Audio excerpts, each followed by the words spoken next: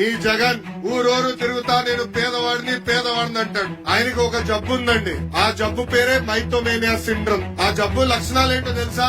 ఉండి లేనట్టు, లేనిది ఉన్నట్టు చెప్తాడు. సొంత టీవీ ఉన్నవాడు పేదవాడు అవుతాడా? సొంత ఛానల్ ఉన్నవాడు పేదవాడు అవుతాడా? సొంత పేపర్ ఉన్నవాడు పేదవాడు అవుతాడా? సొంత సిమెంట్ ఫ్యాక్టరీ ఉన్నవాడు పేదవాడు అవుతాడా అని ప్రజలందరినీ ఒక్కసారి ఆలోచించమంటున్నా. ₹1,00,000 విలువైన చెప్పులు వేసుకుని తిరుగుతాడు. ₹1,000 ఖరీదైన వాటర్ బాటిల్లో నీళ్లు తాగుతాడు.